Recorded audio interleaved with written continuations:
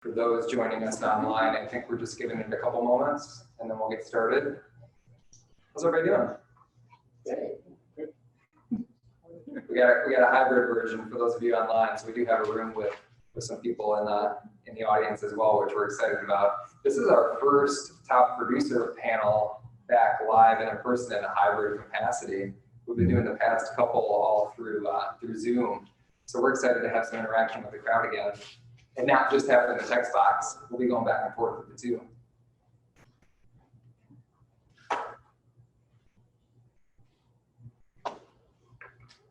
I'm just waiting for your thumbs up. Is that a thumbs up? All right. All right, we're gonna go ahead and get started with our top producer panel for today with a feature on new construction. And before we do, if you paid attention to any of these sessions in the past, we always have a very generous sponsor that joins us. And we'd like to give Berlin, Patton, Ebling an opportunity to talk a little bit about their real estate firm and how much they support the Sarasota, Manatee County area. So Natasha and Charlotte, would you mind?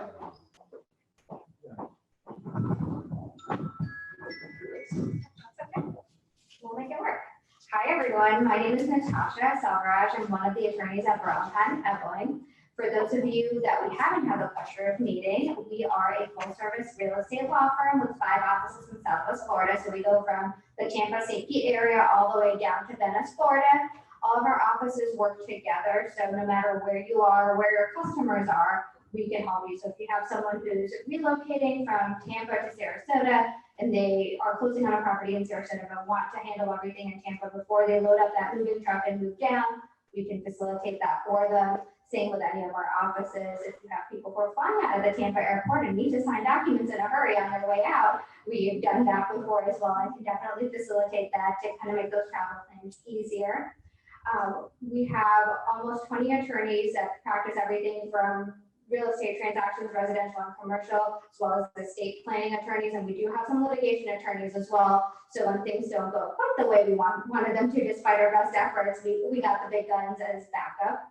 So we really enjoy being here. We really love being able to be part of the community and be able to share the things that we learn every day and the things that our customers teach us from our transactions. And love the opportunity to be here. I'm so excited to see actual faces in the room. It's been so long, so I'm usually not this excited, but very excited to be here. So thank you guys for being here in person and for everyone who's tuned in online.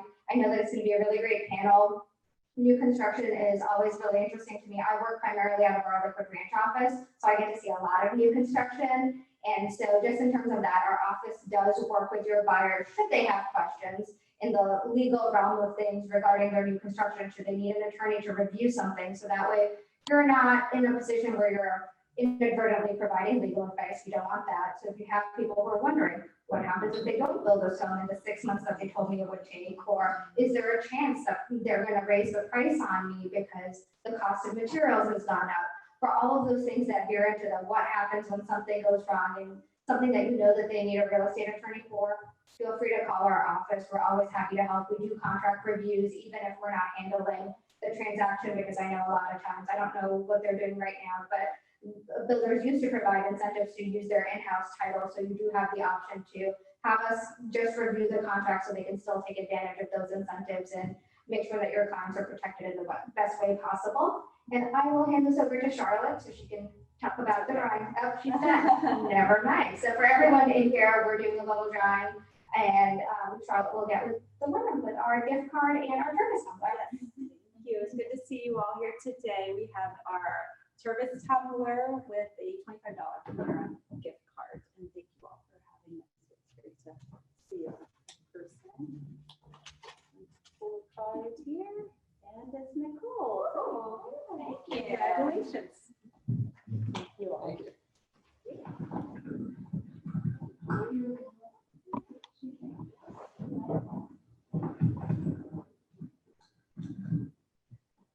All right. Everybody excited to get started? Thank you again, Natasha, Charlotte. We appreciate Berlin, Patton, and Ebling's support. We've got snacks as well in the back they're telling us. So if anybody in the room would like to jump up and grab some throughout, feel free to help yourself. So as mentioned in the beginning, our focus for today is all about new construction. We're digging in deep in respect to new construction and what's happening today, where we have been in the past, and essentially where we're going in the future. And we've got two of our top producers in the 2-county area here to speak to what they're doing in their businesses to reflect success in new construction. So with that being said, I'm going to briefly introduce the two of them and then let them go into a little bit deeper of an explanation around who they are and what their business looks like here in Sarasota, Manatee County. So for starters, we've got Sara Leicht with Sarasota sells, Sara sells Sarasota.com. Sara sells Sarasota.com. And again, Sara Leicht joins us. She's been in the market for about 22. I've been selling real estate for 19 years. 19 years. I've lived here for 22. There we go. 19 years, lived here for 22. So lots of good experience to share today. We're super happy to have her. And then we've also got Walter Sheperd with Coldwell Banker Realty. And Walter's got a similar story of moving to the area and spending time in both of our 2-county area. Been here about 6 years, doing real estate for 10, and started by living in Venice and now live in the Lakewood Ranch area. Awesome. We appreciate both of you being here. So that being said, would you mind taking the lead, Sara, and just giving us a little bit more of an in-depth understanding of who you are? Sure. Is this better to use or is this better to use? Microphone. The If you microphone? wouldn't Okay. mind too for the Zoom folks. Yeah, that's fine. Let's see. I got to Florida because I had a dream when I was 11 years old to move here. And my father worked on the East Coast and had a very successful job, but we never moved after they bought a house and they owned it for 2 weeks. And so it was a childhood dream since I was 11. And like I said, 22 years ago, 4th of July weekend, we moved down here and raised 3 small, well, at that time, they were young. We had one going into 5th grade, a 10, an 8, and a 4-year-old. So that's how that got started. And then I had always loved real estate. My parents had always packed 5 kids in a car and just drove around looking at real estate when we were little. And that's what we did. We memorized all the houses, the colors. You know, when this person moved out, this person moved in, we knew all of that. So when we got down here, for me, it was like sort of like a no-brainer. I could still be a mom, be home for the kids when they were younger. And then when they landed from school, I could be home. And then as they got older, I could get involved a little bit deeper in real estate. So I have worked for several companies. I worked for Michael Saunders for 10 years. I worked for Coldwell Banker. I did briefly at Keller Williams. And my last location was Berkshire Hathaway. And they were all great companies. But then I thought, you know what? I think it's time to go on my own. So we started our own brokerage, Sara sells Sarasota.com. And we've had it now, I think, about 4 or 5 years. And we are a boutique. My son works with us. My other son, I have 3 sons. My oldest son's wife works with us. And so it's been really fun to have a family business. My husband's the broker. So that's where it all began. And then I'm going to pass this on to Walter because I don't know what else I'm supposed to say. Thank you so much. All right, so I've been in Florida before, years earlier. I was born and raised in Mississippi and went to college at Florida State University, so I'm a Seminole.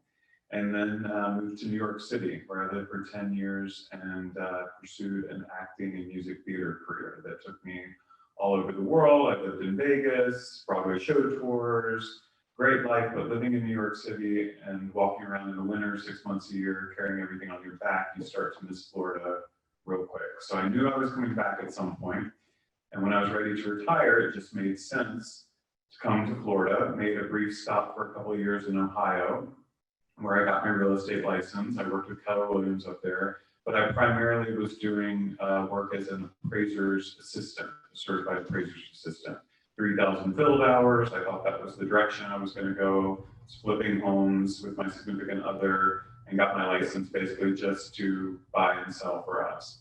And then when I moved to Florida in 2014, moved to the Venice area, and I thought, you know, appraiser spends a lot of time alone and in a car and behind a computer writing reports, and I really like people and I like to talk, and I want to be more in a business where I get to meet people and be one-on-one and face-to-face. And so I started looking for a brokerage. We met an agent that actually sold us our home. She's here today, and she's still one of our closest friends. And of course, she was with Coldwell Banker, and she said, well, you gotta go to Coldwell Banker, you gotta go to Coldwell Banker. But I did my due diligence, and I looked everywhere and interviewed everywhere. But we moved here really not having any family and not knowing anyone. And I wanted an agency that had a name and also had a presence in the community where I could, take advantage of the floor time. And I'll tell you, my first sale came off of a young, older couple that walked in one day on floor. So I'm with the Coldwell Banker office in Venice. I live in Lakewood Ranch. I sell all through Sarasota and Manatee County. And I've kept my license down there because I just love my broker, and she's here today too. So yeah, I've been selling here since 2014. I would say 70% of my business is in new construction sales on the buying side.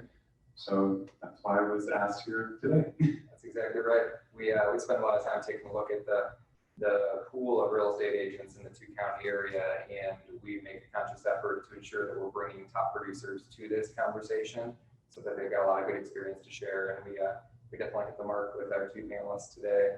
So our first question to lead us off, it's the burning question that we're hearing a lot of right now. How has the past year impacted new construction sales? And what are the critical changes and patterns and trends that you're seeing right now in new construction in respect to, again, this past 12 months?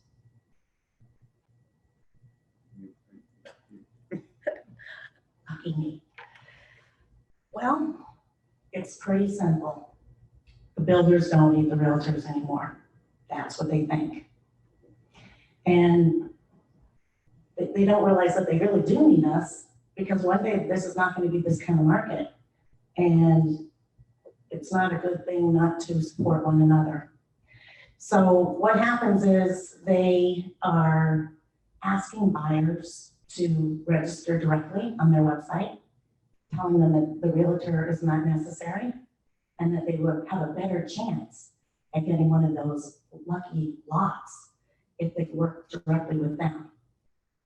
So you have to educate the buyer.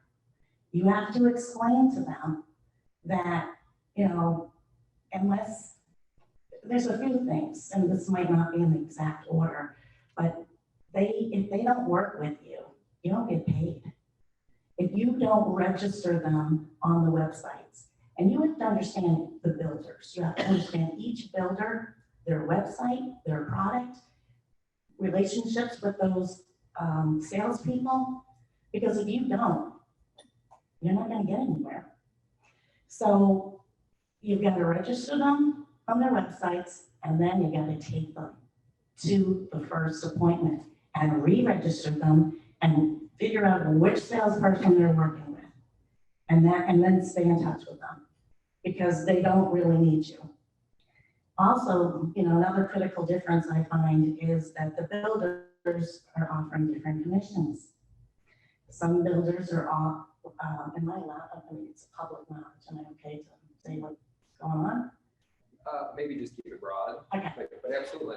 All right, so some of the builders are saying, hey, we're not going to give you that full price that you're used to getting if we have an inventory product. We're going to give you a little less than that. Other builders are saying, hey, we'll give you your commission based on the premium lot along with the base price. So when they go to the design center and they, build their home, you're not getting paid on that. And there's another builder that doesn't want you to be involved with it at all. We have one builder or a couple of builders, there's one builder that will give you, they believe in free enterprise. And they say, hey, you know what? If you bring us more sales, we're going to give you higher commission. And one builder is pretty high. So when you learn that and you learn those products, that's a good thing. But the question was, what are the critical differences in the building freeze? Because of the building, I guess this is going to run into other answers, but with the building freeze, they're going to have the lots to sell, because the builder always wants to make the most money. And if they go to contract and the building supplies go up 16, 18%, they're losing out on their money. So they don't really want to do that too quickly because some of their products like wood, impact windows used to be an upgrade. They're not an option anymore because they're 6 to 8 months backward. So they're not gonna wait on building a house that long. Now, houses are taking about 12 months to build. So that has made a big difference. In these lots, there are hundreds of people lined up for 3 lots that each builder leases. And I can tell you that the other day, I was one of the lucky winners because the buyer that I took in, I registered online, I brought them in, had an appointment, had a relationship built with my people, brought them in, lots opened up, highest and best bid, and so they put a bid in. The bid price started at $64,500. He got it above 3 times that amount, just for the lot. That doesn't include building the house, that doesn't include the base price, that continues to increase every single month. And as long as people are willing to pay it, this is going to continue this way. And if you think, oh, the prices are going to jump down, they're not. They're going to stay consistent right where they are, and they're going to go up. I don't see the prices, this is the new norm. It's just where it is. And if we continue with manufacturers not being able to get the product because of COVID, COVID was, the manufacturers closed. And then when that happened, the manufacturers also thought, the market's never going to come back that strong. Well, they were surprised. It came back just the opposite. And then we had no product. People weren't in the factories working. And then we had this train wreck. Because that's really what it is. No one wants to commit. And it's actually easier for the builders now. Because before they used to have 30 in my community. I built a new home. And so in my community of Esplanade and Palm Ranch, we used to have 30 home new sales a month. And I know those salespeople are busy, trying to get all those contracts done. Now they sit, they wait, life is easy, it's a little soft for them. They only have to write out 3 contracts a month because they're only releasing 3 lots a month. So the buyer has to be super educated. But the important thing is that the buyer doesn't have to be cash. They can be financed, and the builder always has the best financing programs. So that makes a difference in the building market as long as they're willing to outbid and be the highest bidder of the lot, then they can build their house. So I'm going to pass this on to Walter because I'm going to just go on and on. I'm seeing a lot of heads nodding as Sarah is talking, and I'm just going to encourage again for our online community to feel free to interact and post thoughts and post questions into this chat box. I'm monitoring it so that we can start to throw those out. And for our audience in the room, we want your feedback and your questions as well, so start forming those.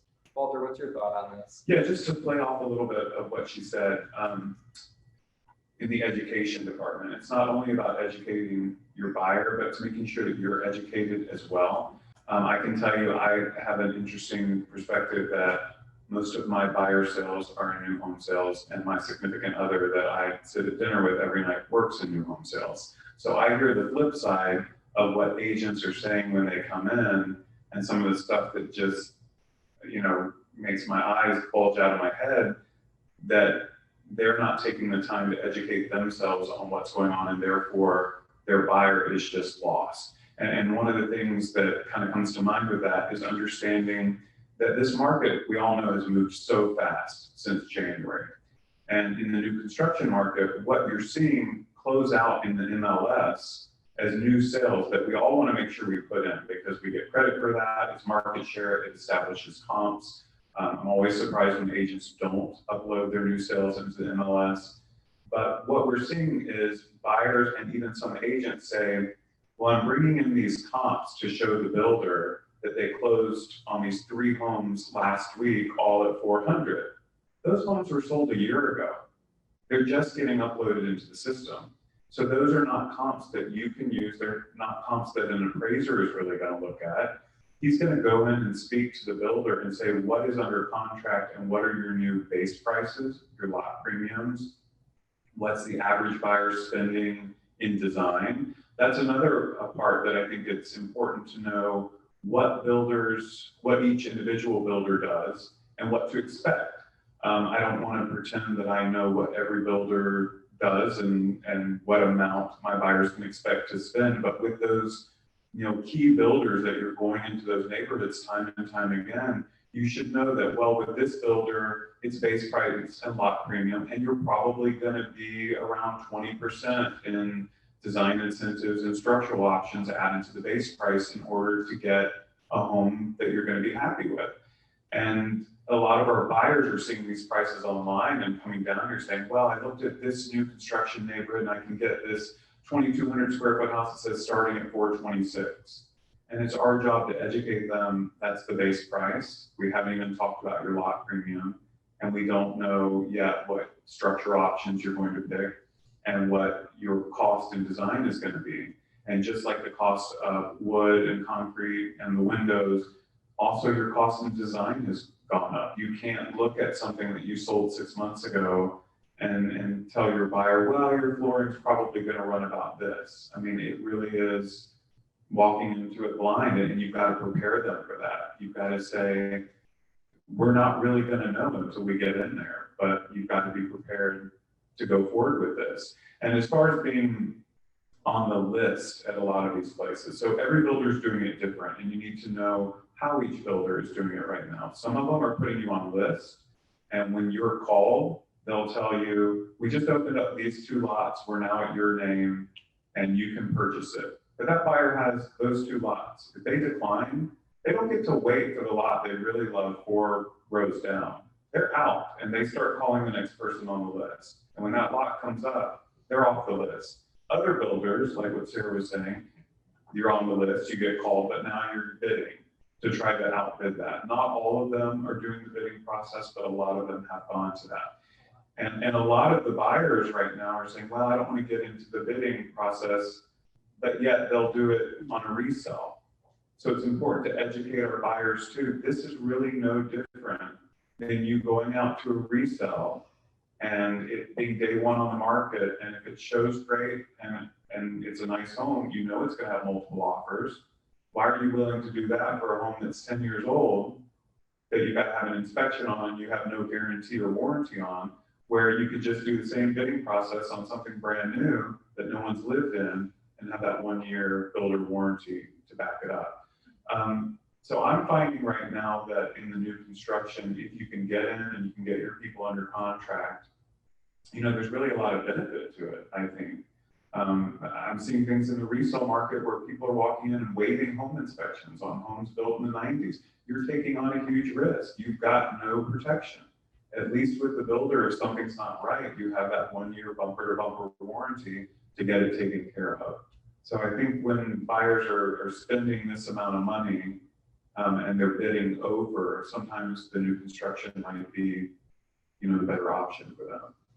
We're getting a lot of questions online actually, and they're kind of like deeper questions about what both of you have spoken about so far. So could we dig a little bit deeper into the lottery process with the bidding process with some of these builders? Are you able to add any additional thoughts to the conversation that would help some of our agents in regards to that process and what to be expected? So again, every builder is different, and you've got to know which builder you're going with. Some of them are doing the bidding process online. They will let you know when those lots have become available, and you've got to go into their website and bid on that. And like Sarah was saying, make sure that you as the agent are part of that, because otherwise, if your name's not attached to anything through that bidding process, you as the agent are not protected. Other builders are opening up and calling their list that they've taken and saying, hey, listen, we now have these 5 homes available, and we've got to take highest and best, and I've got to have it in Sunday by 5 p.m. And they may call you on a Thursday or Friday. But again, it's about being, I think, on that list to know when those things come available. If you're not in contact with the new home sales consultants at the neighborhoods that your client's interested in. And if you're not on those lists, you're not gonna know when those lots come up, you know, and they're available for your buyers to even make that bid. And there's already gonna be 20, 30, 40 people or more, or 100, There's more than that. ready to go. A couple of things. One is you gotta stay in the process. So you have a buyer who's interested in new construction. You've gotta register them online, and you gotta take them in. And then you've gotta stay in touch with that agent, that sales rep. Get his card, put him in your contact on your phone, send him emails so you have a correspondence. Hey, George, you know, when are they opening up new lots? Oh, we haven't been told yet. We haven't been told yet. Let me tell you something. They have been told. And, you know, even if you think you're on the VIP list, it happened last month to me. 5 lots opened up. I had 2 buyers for those lots. I wasn't notified, and they weren't notified somehow. Oh, well, we thought we sent it out. So you really do have to stay on top of things, because technology also has a chance of messing up. So you register them, you bring them in, you stay in touch with the buyer, you stay in touch with their salesperson. Like one builder, they put you on the list. I call her all the time. Hey, when are you opening up that lot number this, or when are you opening up these lots? So we haven't opened them up yet. Okay, you're gonna get a call for another 2 weeks. You have to stay on top of them. One thing I was just thinking about something else, and that is with new home construction, there's a service that you provide for the buyer. They need to know why they need you, because the builders are telling you they don't need you. And you say, when you go in there and you know the product, and you can take them through the model homes, you can go through those structural items. Because when they build a house, they build the base, they build the structure. And if you don't have them buying what they really want, like an extended lanai, which is a huge deal. Sometimes the builder just sits there and they go, do you want this? Do you want this? Do you want this? And they're an order taker. And so what I like to do is I like to take people through that model, take the salesperson with me, and we go and we build the house in that model. Hey, you know what? This is the reason why you want a pocket door. Because if you have a regular door, it's going to take up all the wall space. And you can't put a picture there, you can't put a plug there, you can't do this. Oh, that makes a lot of sense. So you help them with that. You help them build their home. You only know how to do that if you know the product, if you know those models, so you can educate them. The other thing that you do is you let them know that, hey, you know what? You can have a home inspection at the end. I highly recommend home inspection, because no one's checking the roof. How do you know there's not cracked tiles up there? So I tell people before closing, here's what we do. We get a home inspector to come in, they inspect the home. Home builders allow this. Then we get their report and we add it to the punch list that's going to be warranted for that year. And we take that and we collect that information, and both the buyer and the home builder sign off on something. Now, I like working with attorneys. Steve knows I like working with him. So when I have the opportunity to work with an attorney to oversee the contract, I like doing that. Because the builder says, hey, you know what? We build a product, we finance the product, and we can close the product, which is true, because they're in business to make money. But I'm in business to make sure that I provide a service. And the best service I can provide is legal counsel. Not me giving the legal counsel, but me recommending somebody to say, hey, could you get in touch with so-and-so? Could you have them review the contract? Could you explain to them if they have any questions? Because I'm not licensed to tell you any of that. So they have a level of comfort that they have somebody on their side. I also have to explain to buyers that these contracts don't change. They're really sort of one-sided. You have to step out on faith. And at the end, you'll have a home inspection, and you're going to have some issues with the home, but you're going to get through it, and you're going to love your new home.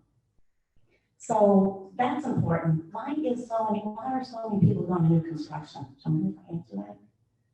Yes, answer it. And just to give you something I'm posting in the text box right now as well, There's an event coming up, so mark your calendar for April 5th from 1 until 2. We've got August 5th. August 5th, good catch. August 5th from 1 to 2, it's another hybrid event. Ask the Attorney, new construction style. So what Sarah's speaking to is going to go even deeper into that component. We're going to have some attorneys here on the panel to speak to a lot of that related topic, and then the contracts and how those differ, and a lot more the legal side of it too. But carry on, please. So why so many people want new construction? Why? Because most of the people that I work with are baby boomers. And they've already taken those pre-existing homes and fixed them up. And they don't want to fix anything. They want something brand new.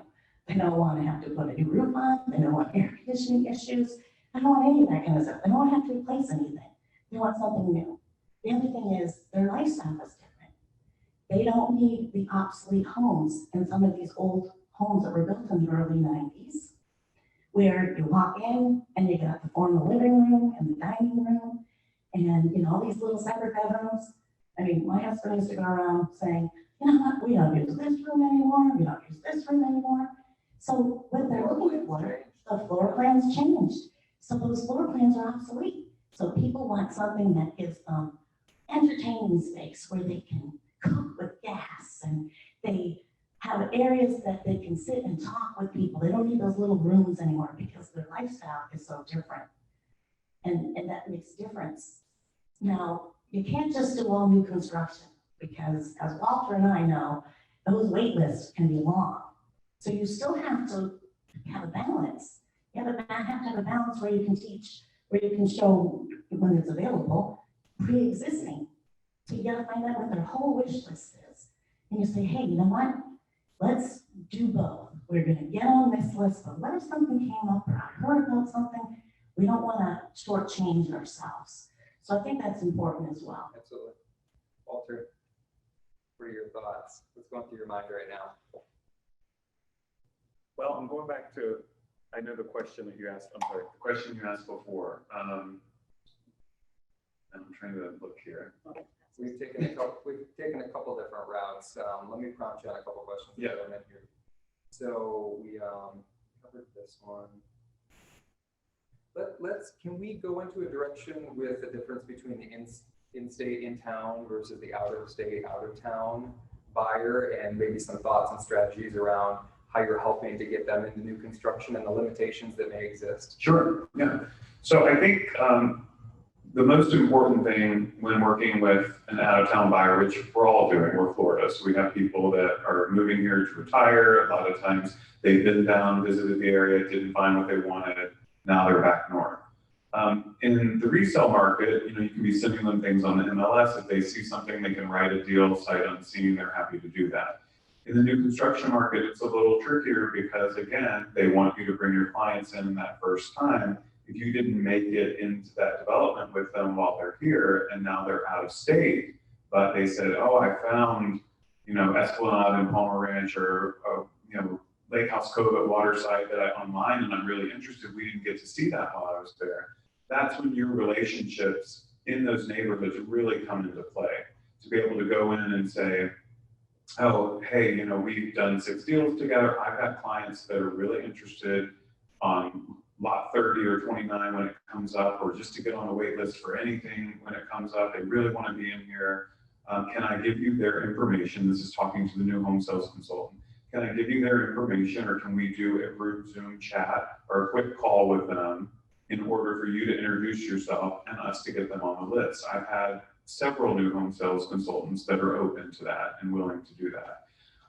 Then I think your approach, and I'm dealing with 2 this week, I think your approach to working with buyers on new construction and the process of build is a lot different for people that are local and people that are out of state. And you bring a different,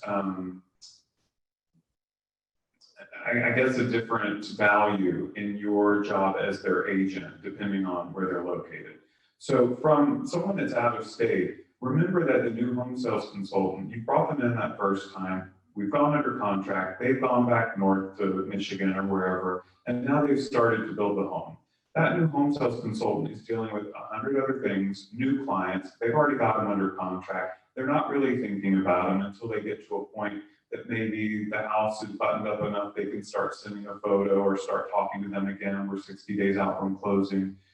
You as the agent should be showing your client from up north what your value is as their agent. So I know for myself, it's on my calendar that once the slab is poured, I'm out there every 2 weeks, taking photos, sending those to my client, staying on top of things. If I see something that doesn't look right, which is, I want to jump in here and say, I know a lot of agents don't go to the design appointment with their clients. Unless someone doesn't want me there, which I've never had happen, I'm always there. Even if I don't say much and it's 6 hours of my day, I want to know what my client's paying for and what they're building. I need to have photos on my phone of what cabinets and flooring and paint color they've picked, because if they're not here and those things start to go in, I can catch it for them. And I can go to the new construction and say, hey, listen, I don't know that this is right. And that happens. They're production builders. They're building a ton of inventory at once. Mistakes happen on that. But you want to be able to show your value, get them excited as well by sending those pictures, reminding them why they're moving to Florida. But the biggest reason for your business, if we're really talking about a business model, is I know for myself, there are agents that have great websites and pay for leads from this company or that company.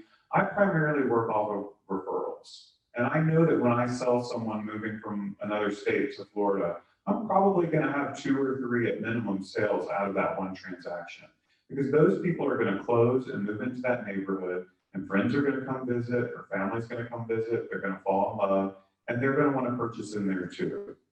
If all you've done is bring them in that first time and sign those clients up, and then shown up at closing with a gift basket, if you showed up at all, because a lot of things are done remotely, and said congratulations, and you haven't been a part of it along the way, they're not going to remember you in a year when their friend wants to buy. They're going to remember their new home sales consultant that works for the builder and say, oh, you're over for dinner tomorrow morning, let's pop in there and I'll introduce you to Jeanette or whoever, and let's look at models. If you've really done your job as an agent and shown them your value, then when they're at dinner with their friends, they're going to say, I want to take you to see new construction, but you've got to use my agent, Walter. Oh, he just helped us along the way. I never would have decided on what cabinets had he not been at my design appointment. Or I never would have, known the progress of my house had he not sent me photos. And it's about establishing that relationship so that you have that future built-in business. And remember too, a lot of people move here in these new construction neighborhoods. It happens all the time. They move here, they start in something big. They think everyone's coming to visit them. Nobody comes. So now they can downsize. They start and say, well, I'm only going to be part-time, I'll buy a villa. But then they fall in love with it and they hate going back north. So now they want to upgrade. If you're staying in contact, you're not only helping them buy that new construction sale, but you're going to be their listing agent as well and help them purchase the next sale. And just going to that point is why I like to be at the design appointment. It's not my house, it's not my money, I'm not going to tell anyone what to build, but I can't tell you the number of times I've had a buyer turn to me and say, I love these 2 countertops, I can't decide. And one is this beautiful white quartz and one is this crazy orange and red and speckled this, but they happen to like it. And that's your opportunity as the agent to say, well, you want to pick what you love and what you're going to be happy with, but if you ever choose to resell this, this is going to be so much more marketable to list your home. And it's those little things that you bring value and do as an agent that really help the process for them in the new construction. Because a lot of people are overwhelmed. They go and see 45 cabinet colors and 100 backsplashes. They don't know what to do. They know what they like. They don't even know how to start and get to a place of let's pick from these 4 or 5 things. So I have a good time doing it too. It's creative. So I think it's a fun part of the process. Yes. I'm curious about infill building.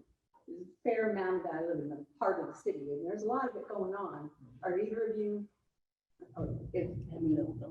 what's your experience with that? And also, I'm wondering whether new construction, are they still doing any inventory building, or is that Very rare on the inventory building, just because they can't build it before it's already sold. I mean, by the time it goes to permitting, they've sold it. I actually did, just crazy enough, sell an inventory home at Sunrise Preserve with Palmer Ranch, but my people were on a list, and the 10 people above them, when they would get to them, they would let them choose what they wanted to build, and they were all picking to be built. And then it got to my people, and they said, we're ready now. This is an inventory home done in a month. We'll take it. So that was just a one-off. Or when you talk about what's going on in the city, are you talking about like someone just buying a lot and a builder building on it? Well, there are builders buying up lots, Sure. taking homes down, et cetera, on Bird Key, happens all the time. I'm just curious, I mean, sometimes it's a builder, I've got 5 lots and I'm building, in South Sarasota, whatever. So I'm just curious whether Yeah, I mean, it's hard to deal with.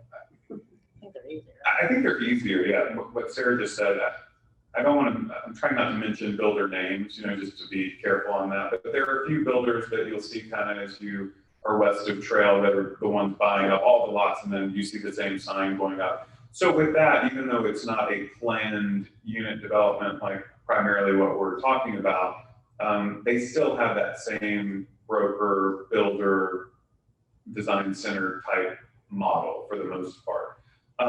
Now, I'm not going to sit up here and pretend to know every builder out there in Sarasota, Manatee County, because there are a lot of, smaller custom builders that might buy a lot and build here and there. And I think that in those situations, those builders are actually putting their stuff into the MLS, and that's how we as agents are able to find them, because they need that advertising as well, because they don't have the built-in infrastructure of an HOA gated community and having a national brand. But it's pretty much the same process, and it's definitely about putting your client in contact with them and having that initial meeting and registering that. I mean, I've had people that bought a home and tore it down and bought the land, and then, if I had left it up to them, they would have found a builder and I wouldn't have been a part of it. But instead, you want to continue on that process of, well, let's find the right architect, let's find the right builder. And this was in a custom situation, but I think it's the same thing. Can I ask you a question in relation to that? I sold a lot to somebody. It was already, the old house had already been torn down. So I sold them the lot, and then I introduced them to 2 builders. They talked to a third. They chose one of the 2 that I introduced them to, and I'm getting paid. But my question is, does that then get put into the MLS? Because they already own the lot. When you close out that transaction as the build and the price of the home, you can put that into the MLS. But would I put it in, or would You would put it in. I would put it Yeah, in? and there's a way to do that when you're just putting in the sold data. You can still go to the same tab if you were putting in a listing. Yeah. But if you'll drop down a little further, it would say residential for sold purpose only, I think something like that. So, on top of that, I'm getting paid when it goes to slab. Do I wait until it's completely finished and after it's finished? Yeah, You have to wait till you have a picture of the Okay, physical okay. account. yeah. Because if you just did it at slab, it would be, I just, yeah, because I think you're being paid, but it won't be reported in the auditor as oh, a no, it won't. closed sale, so I would wait. Yeah. And that may be a question for MLS too, Yeah. just to make sure, but that's I what I just would did think. my compliance yesterday, you have to wait for the picture of the finished property. We have a- All the reason why you would want to have an attorney on individual lots, just because it protects the buyer, it also protects you. They did consult with Yeah, I think that's the best way to go. Most of what we've been talking about is really tract building. Yeah. Walter has a different approach than I do. And I was wondering, I was sitting here going, should I say anything about what I do? Because it's different than what he does. I don't get involved in the building process. I have them connect with their supervisor. Their supervisor's job is to send them pictures. My job is to be an encourager and to be a friend and to say hello and to give them a call. I don't want the liability if something doesn't go in that property right, because they're gonna come looking for you. The buyer's gonna be mad at you, in my opinion, okay? I had walked into new construction on my own home when I was building it 3 years ago, and I stepped on a nail right through my shoe. And I was like, oh my gosh, I need a technician. But So I don't do that, and a lot of builders don't want the real estate agents in, because if a tile fell on their head, they tripped, they got a nail in their foot, it's a liability for them. I also find that when we have that home inspector come and there's issues, they get them fixed because they have that year guarantee. If you get, for me, you get involved in that stuff, you will be getting phone calls. 6:45 in the morning on Sunday, just got one last week. My house doesn't have something, da da da da da. I said, huh? I said, did you have the home inspection? Well, it's coming next week. Okay. Well, let's have a home inspector inspect it, and then let's take that information and let's bring it to the supervisor, their boss, and whoever through email. And we handle those kind of things. I don't want to be the person that something goes wrong and now they're looking at me. I want to be the person that they say, hey, Sarah did a great job. She really understood the product. She understood the structure, what I needed in the house that I couldn't add later. But it is the responsibility, in my opinion, that the supervisor is the one to be working that piece. But that's why, we have flavored ice creams. I like mint chocolate chip. He likes chocolate. So that's why we do our businesses a little differently. And I would note on that, with what I was saying, don't go onto the site without permission. Anytime I'm out there to take those photos, I have the builder's permission to do that. I'm not just walking in and, taking the space as if it's my own, because that would be a liability. And just going off of what she said about having a home inspection, there are a lot of buyers, and I always encourage it, I think as agents we should. There are a lot of buyers that, because it's new, don't want to pay the extra $300, $400, $500 to have a home inspection up front. Another way that, because I know as an agent's point of view, we feel like they should. Another way to encourage it is, I always say, well, if you don't do it now, maybe think about doing the home inspection around month 10. That way, you've lived in the home, everything's settling in, you're gonna notice things, and you can take that inspection report and get everything on the warranty list prior to the year being up. Because in a perfect world, when a builder's on time and ahead of their game, you have the home inspection before closing, the home inspector can really go in and find anything that is off. There are builders that are still building the home up until the 11th hour, where 2 days before it looks like there's no way this is going to close. It's a disaster zone. And sometimes I have seen clients of mine that have done a home inspection up front, get the report back, and it's a list of what I know has to be done prior to the builder getting CO anyway, and also a list of what I know that myself and the buyer would find with a roll of blue tape on a punch list going through prior to closing. And so if they're going to do it, I would say make sure that the construction process is at a point where the home inspector can really inspect the home and they're not still working through a construction process. I would love for every builder to have a home buttoned up 2-3 weeks ahead of closing. Unfortunately, and especially now, that's not happening with all of them.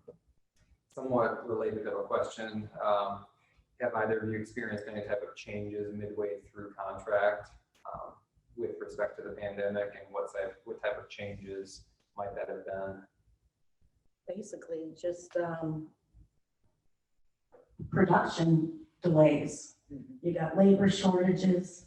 You've got windows that didn't come in. I have a neighbor who they couldn't move forward with her house and she was in a rental, or she was in a rental, because they were waiting on windows. So those are the delays that you can't control. So that's another reason why the builders they say to us, well, we're only releasing 3 lots at a time because buyers don't like to wait. And buyers say, oh, no, we're willing to wait.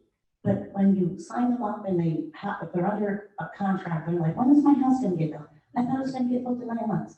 Now it's 12 months. Now it's 11 months, or whatever it is. And so they use that to say, hey, we don't really know. It really depends on how quick we can have labor.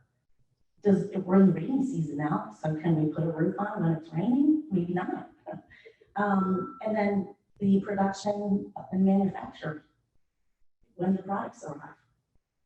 My husband went to the paint store a few weeks ago to get some paint, and they ran out of paint. They were 2 weeks behind, and he got the last blue tape roll. I mean, and you gotta be patient, because no one thought COVID was gonna do this. And it did. Permitting has been super slow. So, That's another issue with the county. And talking about things that can change midway through, this is probably another good opportunity to reiterate the importance of maybe having an attorney look over the contract. And the builders write in the contract, most builders say they have up to 2 years to build your home. Some builders will point that out when they go through the contract. Not all of them do, but it's almost in every big company production builder contract. And they do that because of the delays and things of this nature.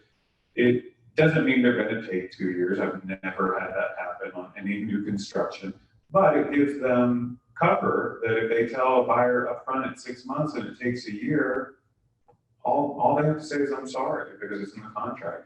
Talking about things changing over time, again, knowing the builders, some of the builder contracts are written where if it's more of an everything's included builder where they haven't gone to design, they have the right as the builder to change the product that they're going to put in your home midway through.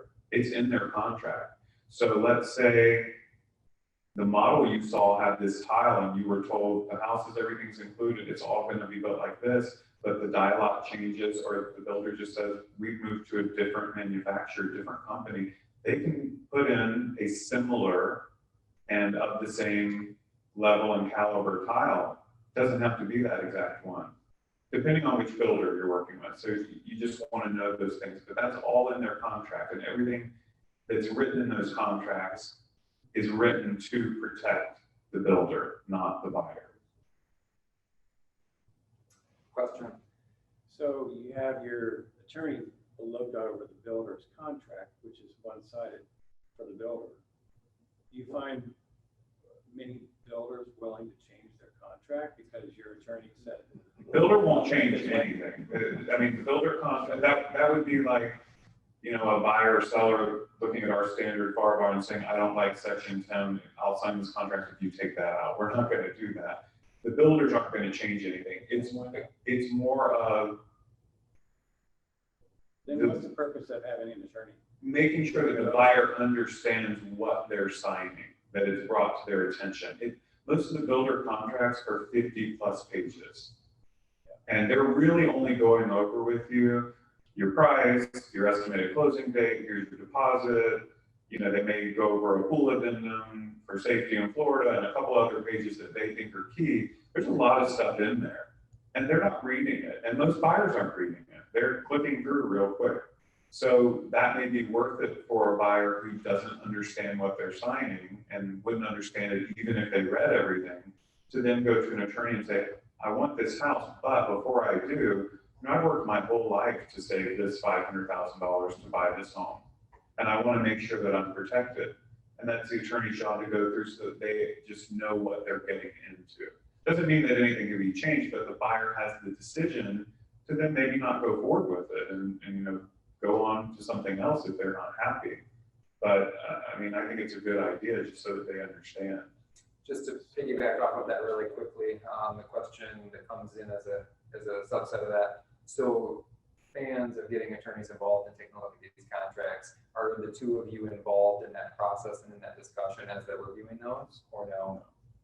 No, I don't get involved in anything attorney, legal. You're not in that conversation anyway? No, I don't want to talk about it. I don't want to discuss it. I may suggest to them, here's a great attorney that I do a lot of business with. If you want to give them a call, yeah, but I'm not going to discuss anything. And the second they ask a legal question, I'm going to email them the attorney's contact information for them to call. Thank you for answering that. We have a question in the back. Oh, I'm sorry. I don't know if we're finished with your question. Well, just to follow up.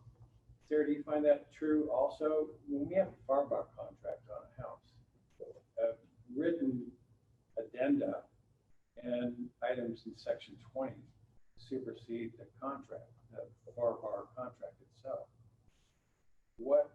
So if an attorney says, well, this would be really to your benefit to change this to this, builders are never going to accept Never. that. Never, ever, because builders have their corporate attorneys, and they're the ones who wrote their contracts. So I have heard Steve say, hey, you can't change the contract, but all I can tell you is what it says and making you aware of what it says in the contract. But at some point, you step out on faith that you're gonna get an end product. I mean, I built my home with Taylor Morrison 3 years ago, and I took my contract to Steve, and I said, hey, I want you to review this. And he went through it with me, and he says, you're not gonna be able to change anything. You're gonna have to step out on faith and move forward. Now, getting involved, I just want to piggyback on what he said about some product that might, someone builds a house and one of their tiles isn't in. I've only seen that once, where she picked a tile and it was no longer available, so they gave her the opportunity to come back in and pick something else. But that doesn't mean that I could see how that could happen more as the shortage continues. So people might, I don't think that it's always a good idea to say, oh, you can pick all your stuff, but, down the road, you might not be able to get this because you're making that negative. I think that you let it go because you don't know if they're not going to be able to get the tile or not. If at that time something comes in and they can't get it, then you deal with that at that time. And to go off of that, I want to be clear.